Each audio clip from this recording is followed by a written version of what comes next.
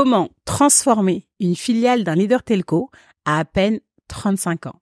C'est ce que nous allons voir dans ce Real Business Talk avec Néné Maïga, la CEO d'Orange Botswana. Dans cet épisode, vous allez découvrir quels sont les challenges qu'on rencontre quand on prend la tête d'une filiale d'un grand groupe comme Orange, comment les spécificités locales, notamment institutionnelles, impactent le go-to-market d'une entreprise, et enfin, comment donner une impulsion nouvelle et embarquer les équipes d'une filiale vieille de plus de 25 ans. C'est parti pour ce Real Business Talk avec Néné Maïga.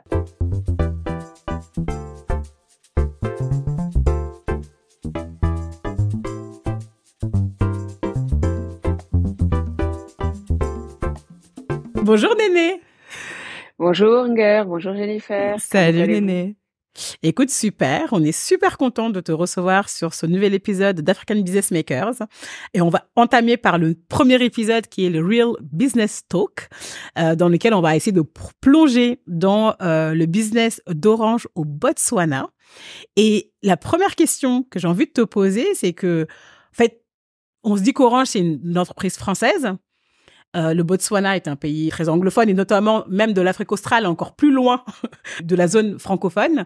Et j'aimerais savoir depuis quand le groupe est présent au Botswana et quelle est votre promesse que vous défendez sur le territoire? C'est intéressant de poser la question de cet angle-là. Je pense que Groupe Orange, en fait, est présent dans plein de pays avec plein de langues. Et est présent en fait au Botswana depuis 98. Donc c'est l'une des filiales africaines les plus anciennes en fait du groupe Orange. On s'imaginerait pas, mais il trouve que c'est le cas. Donc depuis 98, donc ça fait un bon bout de temps. La promesse aujourd'hui qu'on fait à nos clients, c'est vraiment de leur apporter le meilleur de la connectivité partout, mais également une promesse sur un certain nombre de services innovants qui changent la vie pour le mieux. Ok. Et toi, t'es arrivée il y a 3 ans en tant que CEO. Justement, c'était quoi ta feuille de route, étant donné que le groupe est présent au Botswana depuis très longtemps? Toi, quand t'es arrivée, quels étaient les challenges et qu'est-ce qui t'était un peu demandé, tu vois, en termes de plan d'action? Alors, effectivement, je suis arrivée en septembre 2021. Et en septembre 2021, donc j'arrive au Botswana en sortie de Covid. Alors déjà, la première feuille de route, c'était gérer le Covid. Voilà, d'arriver à gérer cette phase-là, presque post-Covid, mais pas tout à fait, parce que ici, on avait encore le masque obligatoire, on avait encore beaucoup de restrictions sur les déplacements, des obligations quant au vaccin. On se faisait régulièrement mettre des cotons-tiges longs comme le bras dans les narines. Bon. Je pense qu'on a tous vécu ça, donc effectivement, ça avait quand même beaucoup d'impact sur la façon dont déjà on prend un poste, parce que tout le monde est à demi-masqué, la plupart des gens travaillent de la maison. Créer du lien dans ces circonstances-là, c'est quelque chose qui demande en fait beaucoup d'efforts, beaucoup d'attention. Et puis derrière, on est dans une industrie où on a beau être là depuis longtemps, on a toujours des challenges, on a toujours des nouvelles opportunités, des nouveaux marchés, des nouvelles innovations. Ça s'arrête jamais en fait en termes de telco. Et comme on est dans un business qui est très capital intensif, c'est-à-dire qui requiert beaucoup d'investissement, on a toujours cette préoccupation de dire comment est-ce qu'on rentabilise au mieux ces investissements et qu'on assure la pérennité de l'entreprise. C'est assez simple en étant le meilleur et le plus gros. Donc c'est vraiment ça. Et un point à garder à l'esprit quand on est un opérateur telcom, c'est que plus on est gros, mieux c'est, mais que surtout et avant tout, c'est la qualité des services qu'on fournit aux clients qui est déterminante. Plus tard, je suis assez convaincue, Nguer, que tu as eu à l'expérimenter. Quand tu es en Afrique, il y a une coupure de courant, ok, ça passe. Il y a une coupure d'internet, non, ça passe pas du tout. Ça passe pas. Ouais. Et c'est marrant parce que toi, du coup, tu connais des sujets que tu as pu voir dans d'autres pays. Qu'est-ce qui a été le plus challenging quand tu es venu au Botswana? Tu vois, c'est vraiment pas les mêmes territoires, en fait. Oui, ça a vraiment rien à voir. Alors moi, quand j'étais à Dakar, je travaillais dans la distribution. Donc on avait en fait une caravane et un humoriste et des équipes de vente. Et on faisait le tour, on a fait le tour de toutes les villes du Sénégal avec du sabar, avec des trucs pour ouvrir des comptes Orange Money et animer. Et quand je suis arrivée ici, je me suis dit, écoutez, je vais aller voir les marchés au Botswana, voir comment ça se passe, que les gens vendent, quelles sont les dynamiques. Et on m'a dit, il n'y a pas de marché, pas vraiment. Il y a surtout beaucoup de malls. Et en fait, là, je suis tombée sur ma chaise. Je me suis dit, ah bon? Et c'est très intéressant. Et un challenge et donc un autre challenge, je te donne les challenges rigolos, après il y en a qui le sont moins. L'autre challenge, c'est premièrement, je monte dans la voiture et puis là j'ai l'impression que tout tourne dans tous les sens, je comprends pas ce qui se passe et tout. En fait, le chauffeur conduit de l'autre côté. De l'autre côté, bah oui. et la première fois que tu vis ça, t'es complètement perturbé, déstabilisé, et c'est un vrai changement. Qu'est-ce qu'il y a de challenging? Je pense qu'il y a tout un écosystème culturel, tu vois, qui est lié au contexte politique du pays, qui est lié vraiment à l'histoire de ce pays, qui a une réussite assez exceptionnelle en Afrique sur beaucoup d'aspects, mais qui font que culturellement, les codes en termes d'expression, en termes d'interaction avec l'autorité, en termes de collaboration avec ton écosystème, sont assez différents. Et ça, c'est quelque chose où il faut se donner le temps d'apprendre ou avoir des personnes autour de toi qui t'aident un petit peu à décoder. Ça peut être un peu perturbant. Et ça, comment ça a impacté ta manière de gérer le business, toi? Je me suis dit, dans ce genre de contexte, tu peux pas reposer sur des évidences ou des choses qui sont partagées. Déjà, d'avoir un mécanisme qui te permette d'avoir la voix du terrain qui te remonte, d'avoir différents mécanismes qui te permettent d'avoir la voix du terrain, les aspirations de tes équipes, ce qui les rendrait fiers par rapport au marché, d'arriver à collecter ça pour avoir vraiment un sentiment à la fois de comment se sentent tes équipes, mais de ce à quoi elles aspirent et de ce dont elles se sentent capables. La deuxième chose, c'est dans ta communication d'être extrêmement clair, extrêmement détaillé, peut-être même trop, mais pour laisser la place et vraiment avoir une approche qui clarifie ce que tu veux dire. Cet alignement est clé à la fois entre la direction et les équipes, mais aussi entre la boîte et les clients. Parce que tu vas lancer un nouveau service et tu vas penser que c'est évident que c'est fait pour faire X, Y, Z. Et en fait, tu te rends compte que ça marche pas. Tu fais un focus group et tu te rends compte qu'en fait, les clients, ils trouvent pas ça simple. Il y a un truc qui est ouf, que tu es super content d'avoir lancé, ils l'ont pas vu. À 90%, t'as trop de clics dans tes parcours clients, etc., etc., etc. Et c'est au fur et à mesure de ces itérations que tu arrives en fait à avoir cet alignement, à être sûr que ce que tu voulais envoyer au client, c'est bien également ce qu'il reçoit. Et toujours en parlant de... Non, il y a pas de problème, c'est dans la continuité de cette question. Tu vois, d'un point de vue opérationnel, t'en parlais un petit peu quand t'évoquais les marchés versus les malls.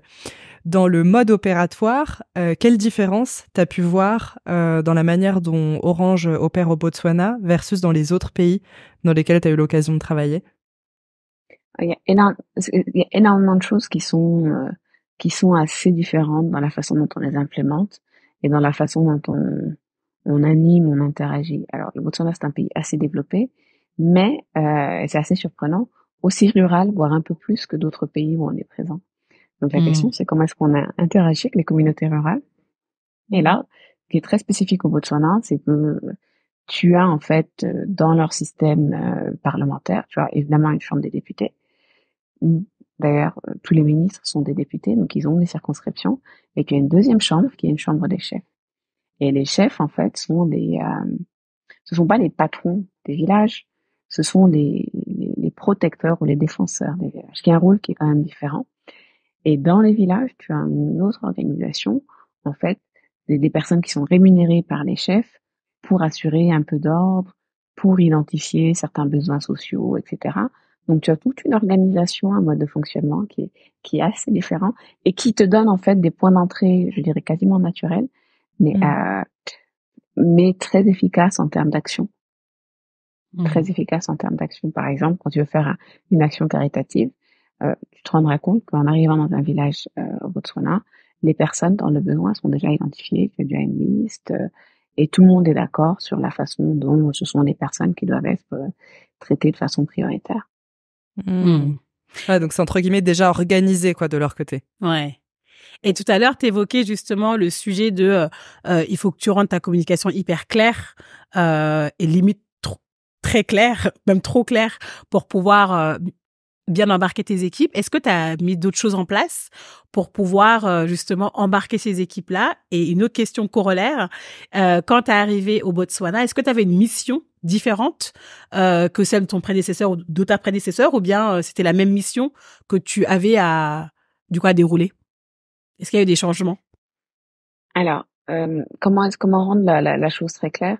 Ça commence déjà par des ateliers, en fait, avec des équipes mixtes à tous les niveaux de hiérarchie, et où vraiment les gens vous disent ce dont ils sont très fiers, ce dont ils sont pas contents, ce qui marche très bien, ce pourquoi ils comprennent pas qu'on empile telle ou telle couche, notamment sur la partie IT.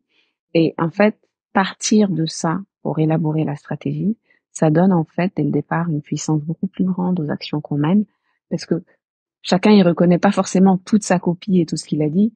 Enfin, on y est quand même présent chacun à une étape plus ou moins grande. Mon prédécesseur, un prédécesseur qui s'appelle Patrick Benon, qui en fait a passé 7 ans au Botswana et qui juste avant mon arrivée avait fait un boulot remarquable en fait en rénovant une très très grande partie du réseau, ce qui tout de suite en fait avait permis une amélioration significative de la qualité du réseau. Donc c'est vrai que en venant j'avais cet avantage-là. Après la feuille de route d'un telco, je pense qu'il soit sur la même. On est dans une industrie où il faut investir. Il faut investir dans des tours, il faut investir dans de la fibre optique, il faut investir dans des data centers, il faut investir pour acheter de la connectivité internationale, qui est d'autant plus compliquée quand on est un pays enclavé. Il faut en fait trouver un moyen de se connecter aux câbles sous-marins qui risquent en Namibie, en Afrique du Sud ou ailleurs. Et donc, du coup, on dépense énormément en investissement. La question, comment on rentabilise ce sujet-là au mieux? C'est Et ça. comment est-ce qu'on crée en fait un vrai attachement des clients? Parce que les clients ont un niveau d'exigence qui est partout le même. Euh, et c'est peut-être un des rares secteurs où on a le même niveau d'exigence où que tu sois dans le monde. C'est-à-dire qu'on va pouvoir regarder YouTube ou Netflix ou TikTok sans que ça frise, sans que ça tamponne. On veut pouvoir passer des appels et absolument hors de question de ne pas avoir Internet pendant 6 heures. C'est C'est inacceptable. clair. Donc ça donne quand même une responsabilité et il y a quelque chose d'extrêmement puissant, c'est de créer cette confiance-là des clients. D'autres plus encore quand on en arrive finalement à aller au-delà des services, des appels et de l'Internet, à proposer des services de finance mobile. Donc on a un produit qui s'appelle Orange Money, qui a aujourd'hui un tiers de la population qui l'utilise et qui en fait simplifie la vie. Dans un pays qui est grand comme la France, avec 2,4 millions d'habitants, ça simplifie la vie à un niveau qu'on a du mal à imaginer quand on est de France. Donc, vu d'un opérateur telco, c'est faire croître le business. Et pour faire croître le business, il y a forcément une composante qui est créer de l'affection chez les clients. L'affection pour vous, pour votre marque, pour ce que vous faites. Et ça, est-ce que tu pourrais nous partager quelques-unes de tes actions, de ta secret sauce, si du coup elle sera plus secrète, que tu as menées, que ce soit au Botswana ou dans les autres pays où tu as travaillé, pour créer justement ce lien entre la marque et le client?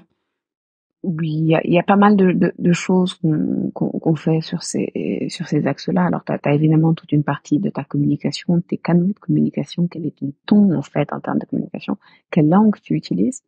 Parce que le Botswana est dit anglophone, mais tout le monde parle Setswana. Et donc, du coup, le rapport, le niveau de confiance avec le client est complètement différent selon ce que tu parles ou pas. Et c'est assez marrant parce que j'avais eu un peu la même problématique au Sénégal quand je travaillais sur la distribution.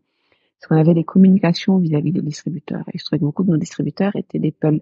Donc, en premier abord, on avait fait des enregistrements par quelqu'un qui parlait Peul sans se poser plus de questions que ça. Puis après, on nous avait dit, non, mais aux gens, ils parlent le Peul du Fouta Toro. Il nous faut des gens qui parlent plutôt un Peul du Fouta Diallo. Du Fouta Diallo. J'ai dit, ok, d'accord. Parce que du coup, quand tu leur parles dans cette langue-là, qui est une langue peut-être un peu minoritaire, mais qui leur tient à cœur, tout de suite, ça accroche beaucoup mieux qu'en parlant français ou alors. Et c'est des choses auxquelles on s'adapte au fur et à mesure si on a envie d'avoir un peu cet impact-là. Il y a toute une partie, en fait, aussi d'inclusion sociale ou sociétale. Et de se dire, finalement, la connectivité, c'est pour tout le monde. C'est pour tout le monde. C'est pas juste quand t'as un iPhone. C'est pas juste quand t'es dans une grande capitale. c'est pas juste quand t'es riche, c'est pour tout le monde. Et en fait, s'assurer qu'on amène ça partout, que c'est disponible partout, et que derrière, on a aussi beaucoup d'actions sociales. Alors nous, on se définit un territoire de marque qui est vraiment autour des jeunes, des populations rurales et des femmes, en se disant il faut qu'on arrive à faire le lien entre le digital que tout le monde utilise et qui est mis tout le monde et le digital qui te permet de mieux gérer ton business, quelle que soit l'échelle. Quelle que soit l'échelle. Et ce territoire de marque, il est commun à toutes les branches d'Orange, quels que soient les pays, ou c'est spécifique au Botswana? Ces focus, ces éléments de focus? Ça dépend. Dans certains endroits, ça va être vraiment une forte insistance sur l'éducation, notamment l'éducation scientifique, en disant il faut qu'on double, qu'on triple. Je pense que ça a été fait au Burkina, le nombre de bacheliers scientifiques dans nos pays. Dans d'autres pays, on a un focus sur certains thèmes, certaines thématiques de santé qui sont liées à des problématiques spécifiques au pays. Mais c'est vrai que la partie éducation numérique, elle revient un peu partout parce que c'est très adhérent à notre cœur de métier, et on pense qu'il y a une vraie possibilité de création de valeur qui se démocratise de plus en plus. C'est pas parce que c'est démocratique que tout le monde l'utilise. Il faut aussi amener les clés de cet univers numérique, et on pense que parce qu'on est présent partout, parce qu'on a des points de vente partout, parce qu'on est vraiment une marque qui est profondément locale, on est en capacité de faire cet accompagnement-là. Et est-ce que tu aurais peut-être des exemples justement d'actions que vous menez pour renforcer cette éducation numérique sur le Botswana? Oui, je vais te donner 2 exemples. Le premier, c'est un système qu'on appelle les Women Digital Center. Donc, on en a 8 dans le pays. En fait, on se met en partenariat avec des associations de femmes et on va en fait leur fournir et équiper un local avec des tablettes, avec un serveur, avec des projecteurs. Et pour nous, ce qu'on veut, c'est leur apprendre à utiliser un téléphone, un smartphone, apprendre à utiliser les outils de base de l'IT, et apprendre à finalement utiliser ces outils du quotidien comme des moyens de gérer leur stock, de vérifier leur profitabilité, de suivre leurs ventes et de se dire, ben voilà, ces femmes-là sont des femmes qui vendent, vous voyez, des bonbons, des tailles, des choses aussi. Comment est-ce qu'on les aide finalement, ou qui ont des salons de coiffure, des choses comme ça. Comment est-ce qu'on les aide à faire grandir leur business au quotidien. Et ce qui est très sympa dans ça, c'est que tous les ans, on a des compétitions. Et en fait, sur ces femmes-là, celles qui ont l'idée business la plus convaincante, la plus punchy, reçoivent également des financements. Donc voilà, c'est quelque chose qui pour nous, en fait, a vraiment pour but de donner aux gens les moyens d'être autonomes et de construire la vie dont ils ont envie.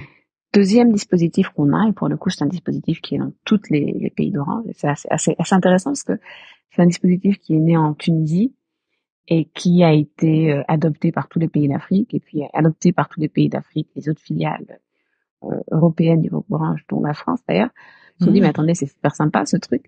Et donc, ça a fini par être décliné dans tous les pays de présence du groupe Orange. Donc, c'est une belle success story commencé à en produire. Et c'est en fait le concept des Orange Digital Center. Donc, c'est un lieu unique, en fait, où on a, il faut se figurer au rez-de-chaussée, une école du code gratuite, qui fait des cours des plus basiques aux plus avancés. Un premier étage où on a de quoi s'amuser un petit peu avec des découpeuses laser, avec des imprimantes 3D, avec des différents outils technologiques qui permettent de prototyper, et mais avec également des dispositifs d'incubation et la possibilité pour Orange d'investir dans certaines des startups ou des projets qui naissent dans ces lieux. Donc c'est quelque chose, en fait, c'est un concept tout en un. On vous accompagne de bout en bout dans la création de votre startup et dans son développement.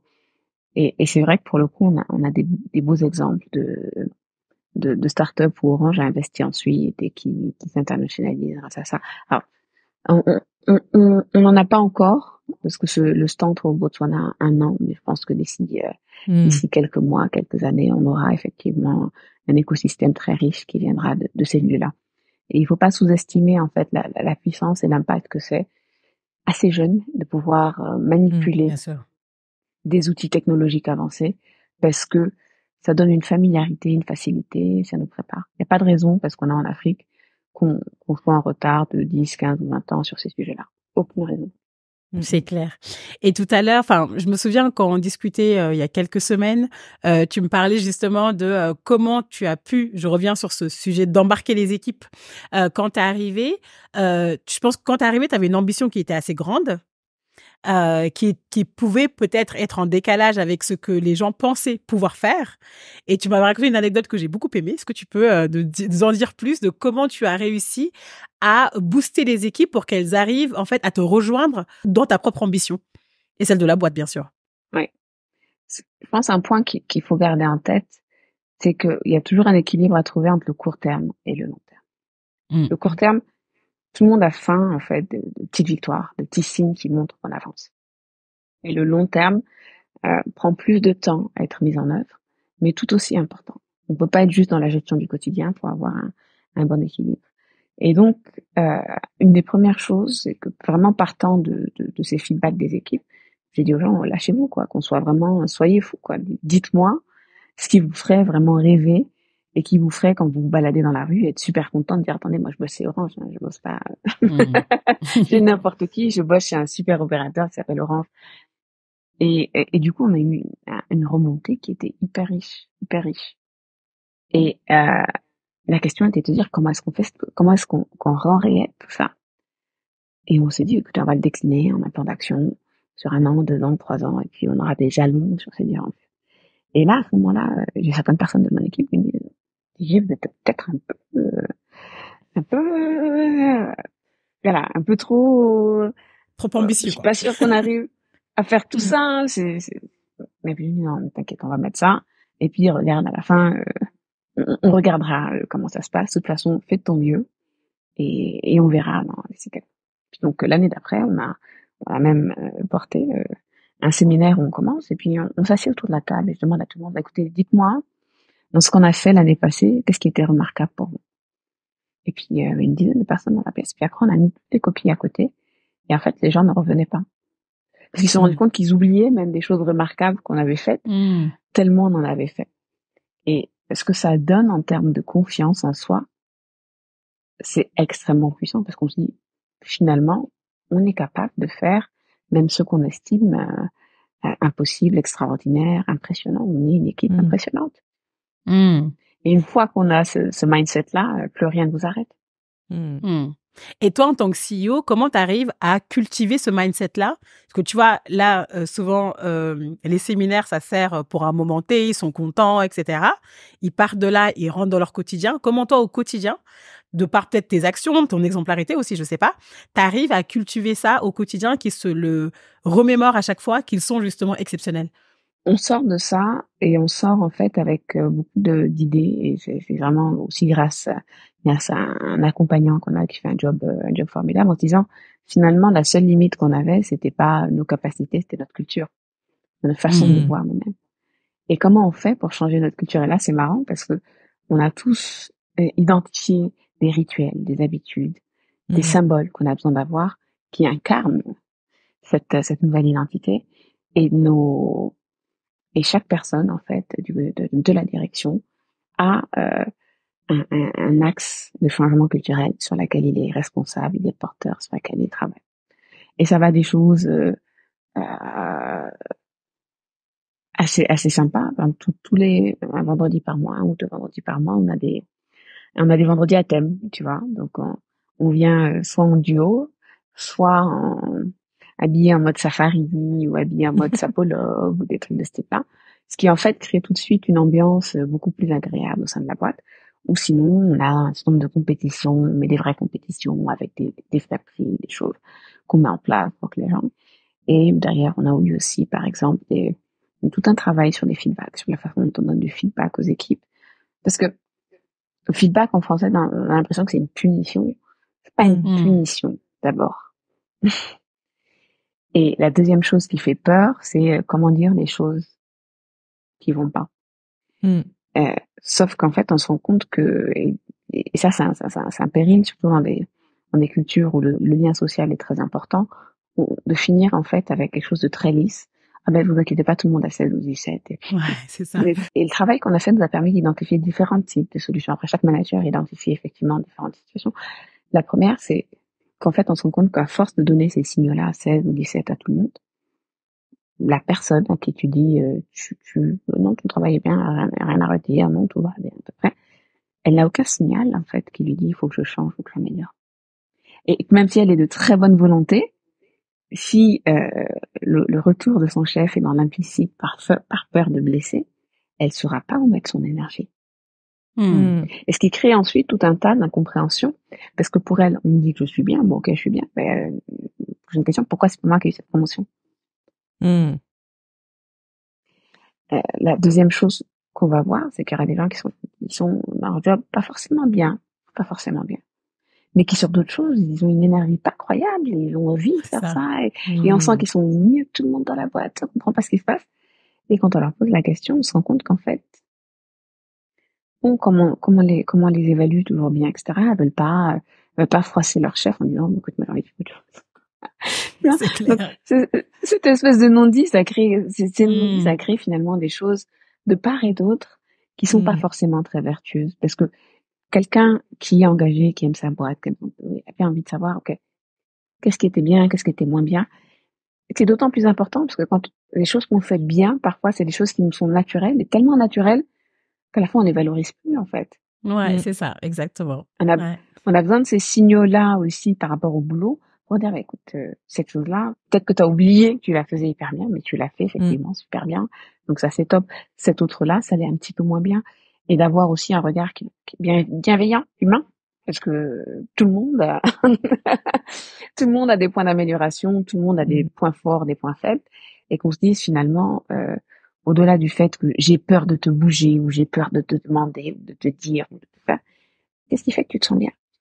Mais c'est des sujets qui nous passionnent, comme tu le sais. Et moi, ça m'intéresserait, tu vois, je remonte un peu le film, et de comprendre quand vous avez fait ce séminaire et qu'effectivement, collectivement, vous vous êtes rendu compte des choses géniales que vous faisiez. Quelle a été un peu la next step pour justement faire évoluer la culture? C'est-à-dire que tu as ces actions un peu d'incarnation finalement que tu as mises en place, notamment la culture du feedback, etc. Mais entre ces deux-là, est-ce que vous avez peut-être formalisé des valeurs ou des comportements qui étaient propres à Orange Botswana? Et comment est-ce que tu as communiqué ça aux équipes pour qu'ils s'en emparent? Alors, un des points qu'on a beaucoup formalisé, c'était de dire finalement, il faut qu'on soit réactif. C'est-à-dire que quand on nous soumet un problème, il y a des problèmes qu'on sait résoudre vite, d'autres qu'on sait résoudre un peu moins vite, et d'autres qu'on sait pas résoudre. Soyons honnêtes avec ça. Ça, écoutez, vous m'avez dit, et parfois, ça peut être, il y a des irritants dans la vie en entreprise qui sont tout petits, mais qui tapent sur le système de tout le monde. Genre, je sais pas, la clim marche pas, il fait 40 degrés dehors. Cahier dans la chaussure. C'est ça. Ah ouais, clairement. C'est le truc qui va taper sur le système de tout le monde, tu vois. Et se dire, écoutez, on est capable de vous dire, vous nous avez demandé telle chose, on l'a fait. Vous nous avez dit, par exemple, on aimerait bien avoir quelque chose où on est un peu encouragé à prendre soin de nous et tout. Du coup, j'ai dit, ok, pas de souci, on va faire venir en fait des spécialistes, des assurances pour vous aider à la fois d'un point de vue prévention des maladies, tu sais, de style de vie, mais également éducation financière, mais également avoir en fait une hotline où si jamais vous avez des soucis d'un point de vue personnel, vous ayez quand même un support qui soit là et qui puisse vous écouter. Donc, être capable de dire aux équipes, vous vous êtes plein, vous avez dit ça, écoutez, ce qu'on a en place, c'est ça. Vous nous avez remonté telle ou telle chose, je comprends pas de quoi vous parlez. Faut qu'on ait un focus group ou quelque chose, parce que là, je comprends pas ce qu'on me demande. Là, je comprends pas ce qui m'est remonté, j'arrive pas à bien placer le truc. Vous nous avez parlé de telle ou telle chose, et en fait, ça crée un écosystème où on est ouvert, mais aussi on est réactif, et de la même façon qu'on veut l'être par rapport aux clients. Parce que si en interne, on est là en train d'essayer de s'esquiver les uns les autres, d'esquiver les problèmes, tu m'étonnes que on risque de reproduire les mêmes choses par rapport aux clients et les traîner. Bon. Mettons les pieds dans le plat et disons... Ouais, et puis c'est un peu cet alignement-là aussi de pas créer de dissonance entre ce que tu vends à l'externe et ce que tu es en interne. Tu vois? Ouais. Et ça reste un job en continu, hein, parce que tous les ans, t'as de nouvelles personnes qui arrivent, t'en as qui partent, tu as des changements. Donc tous les ans, tout le temps, en permanence, tu dois dire comment finalement j'incarne cette valeur-là. Ou un truc tout bête, par exemple, tous les recrutements de la boîte, j'y assiste. Il y a personne qui rejoint cette boîte sans me voir, oui. Ok, intéressant. Bah, du coup, c'est la question que j'avais en tête, ça fait une bonne transition. Toi, justement, qu'est-ce que tu recherches chez un talent? Tu vois, en tant que CEO, quand quelqu'un veut rejoindre ta boîte, qu'est-ce que tu recherches? Alors, c'est marrant parce que je finis mes entretiens en demandant aux candidats, est-ce que vous voulez me poser une question? Est-ce que vous voulez savoir? Alors, j'ai deux questions qui reviennent hyper souvent. C'est un, pourquoi vous êtes dans les entretiens? Et deux, qu'est-ce que vous recherchez chez un talent? Ah, marrant. Et de façon assez courte, pour être très courte, je dis, quelqu'un qui fasse bien son job et qui donne envie aux autres de bosser avec elle. Parce que si tu es très pointu dans ton boulot, mais pas forcément à l'aise avec l'équipe, que ce soit en termes d'ouverture, en termes de communication, en termes d'anticipation, oui, parce que quand tu es tout seul, tu peux bosser en last minute tout le temps, etc. Mais quand tu es dans une équipe, j'espère considération par rapport aux autres, tu es obligé de donner quand même une certaine transparence sur ce que tu peux faire, comment, une espèce de, quand même de façon globale d'étiquette à avoir. Finalement, faire super bien son job et donner envie aux gens de bosser avec toi. Et je pense que si tu arrives à avoir ces deux choses-là, t'es toi-même bien dans ton job, mais ça crée aussi une dynamique d'équipe qui est super positive. Alors, et il y a des choses qui sont rédhibitoires. Par exemple, pour moi, c'est ne pas avoir fait l'effort de s'enseigner sur la boîte, qu'est-ce qu'elle a lancé, où est-ce qu'elle est, son histoire, etc. Donc, effectivement, donc ça c'est un filtre à grande maille qui permet en fait d'enlever un petit peu les gens qui sont pas qui sont pas donné le minimum d'effort. Mais à part ça, c'est vraiment ces deux choses-là. Et quelqu'un qui se met en position de se dire, écoutez, voilà, quel est le problème de la boîte et comment est-ce que moi je peux contribuer à résoudre. Voilà ce que je vois de bien, voilà ce que je vois de moins bien. Qui est vraiment force de proposition aussi, ça, je trouve ça top. Et c'est intéressant, et justement là pour les talents qui nous écoutent, comment est-ce que tu décrirais l'ADN d'Orange au Botswana?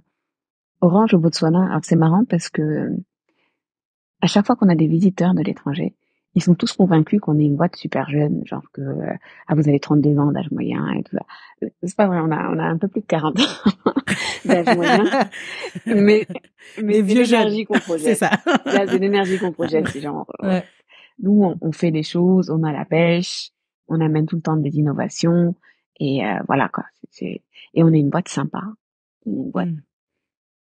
Et est-ce que dans ça aussi, le fait que toi, tu es une CEO quand même jeune aussi, faut le dire, est-ce que ça joue ou pas, selon toi? Je pense que ça joue. Je saurais pas dire à quel point. Ok. Et mis à part l'énergie en tant que telle, si tu devais te différencier à une autre, pas forcément une autre filiale d'Orange, mais dans le même secteur, qu'est-ce qui fait la différence d'Orange Botswana? À part l'énergie, tu l'as déjà dit. Trop facile. Il y a un truc. Tu sais, là où je reconnais les nouvelles recrues, les gens qui viennent à peine de la boîte, c'est quand le matin je suis dans l'ascenseur et que elles arrêtent l'ascenseur, elles me voient, elles trouvent genre un truc pour pas monter dans l'ascenseur avec moi. Ça, c'est la nouvelle recrue. Ça, c'est la nouvelle recrue typique. La CEO est là. Les autres,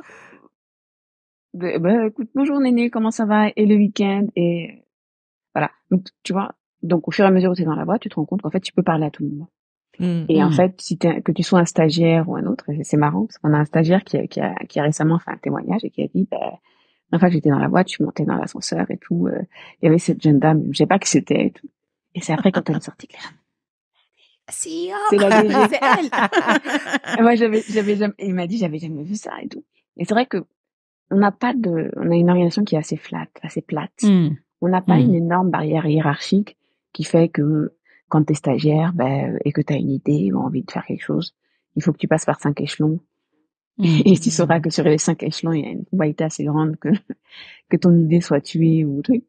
Avant que ça arrive à un résultat. On arrive quand même à avoir des cycles assez courts. Et à transformer les idées, les initiatives, nos employés en actions concrètes sur le terrain. Trop bien. Et ça, par rapport à la culture locale et au rapport à la hiérarchie dans la culture locale, est-ce que c'est étonnant pour les collaborateurs, tu vois, que de se faire à cette organisation plate ou pas? Ou c'est ouais. Je pense qu'ils s'y sentent assez bien. Après, le retour que j'ai d'autres organisations, c'est que c'est quand même plus stratifié, tu vois. C'est plus stratifié et on a plus de mal à interagir, à voir l'impact qu'on a. Ce que tu veux éviter chez tes équipes, c'est que les gens aient le sentiment d'être un tout petit boulon dans une énorme machine et que ce que tu fais, finalement, c'est pas grave. Ouais. Oui, que tu le fasses ou pas, ça Ça, change c'est la pas pire grand-chose, chose, quoi. tu vois. Ouais, trop bien. Et quels sont tes prochains challenges avec la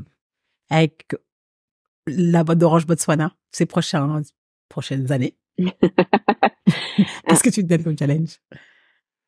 Là, ce sur quoi on se focalise vraiment en ce moment, c'est la qualité de service. C'est se dire comment est-ce qu'on fait pour réduire de 80% les plaintes des clients. Et ça, c'est vraiment le truc sur lequel on planche en ce moment, se dire d'où ça vient, pourquoi on appelle, comment. Il y a différentes façons de voir les choses. Tu améliores la qualité, tu essaies d'éliminer tes causes d'insatisfaction, ou tu trouves des moyens assez rapides où les gens peuvent résoudre leurs problèmes. C'est vraiment le sujet de ce moment-ci, c'est de se dire que les clients se rendent pas compte, n'est pas à pâtir de changements importants qu'il peut y avoir chez nous en interne ou sur le réseau. Un réseau, c'est un animal vivant qui évolue en permanence et sur lequel il y a des changements en permanence. Certains de ces changements peuvent être impactants pour nos clients, ça on l'accepte, mais ça ne veut pas dire que une fois que nous on l'a accepté, ça se traduit comment en fait pour nos clients. Comment tu préviens, comment tu expliques, comment. Et dans ce cas-là, il faut savoir qui tu laisses expliquer quoi au client. Et ben du coup, mais après c'est intéressant, ça recoupe avec ce que tu disais tout à l'heure sur le comportement de la réactivité, tu vois, que de pousser ça comme comportement, ça aide aussi à réduire les plaintes du client, quoi, d'être réactif. Enfin, en tant que client, le nerf de la guerre, c'est quand tu te plains et qu'on te répond pas, tu vois.